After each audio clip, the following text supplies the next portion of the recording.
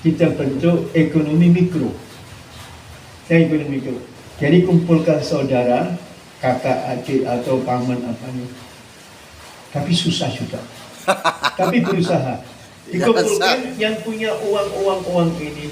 Kalau kita punya keponakan nggak mampu, tapi otaknya jalan. Kita support, kita biayai. Oh, ada saudara kita yang pandai usaha. Kita biayai untuk usaha. Kita bentuk ekonomi keluarga.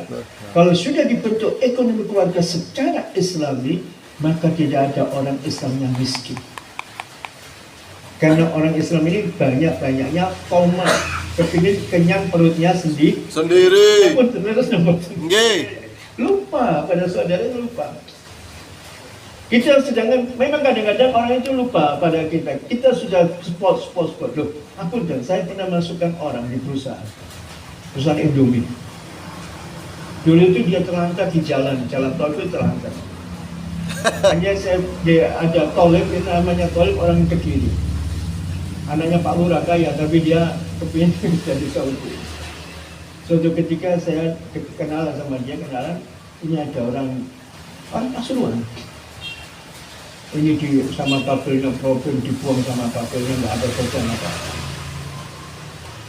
Hanya saya punya teman Indomie, pimpinan Indomie Semakal. Dan kebetulan dia itu baik sama saya, yang mengatakan sama saya, ada nggak? Itu punya kenalan yang baik sama kamu dan kamu kenal kan? Saya membutuhkan salesman, penjualan saya itu.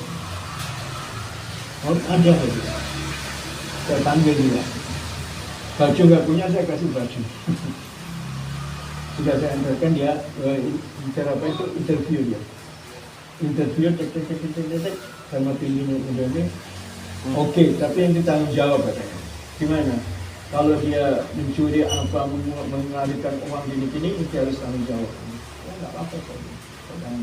Karena saya kasihan kepada dia. Iya.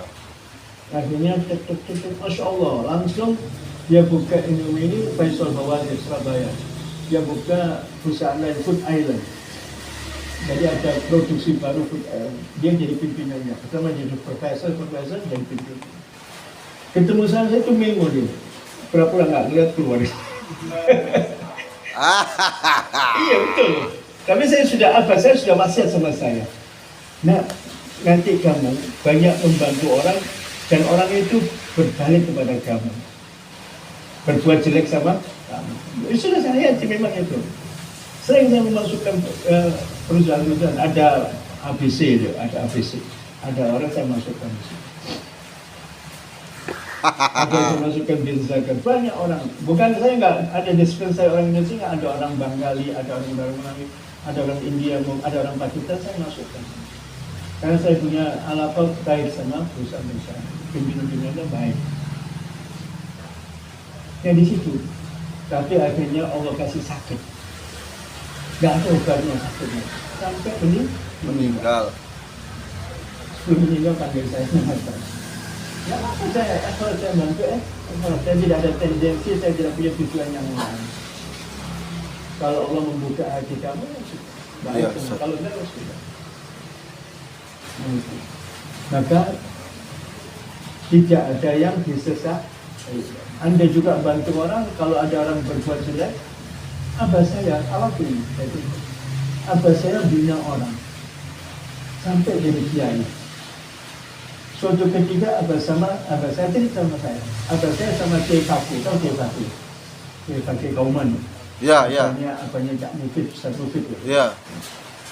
Pertama diterima saya, punya pondok dia, punya pondok putri, terima saya dibuka.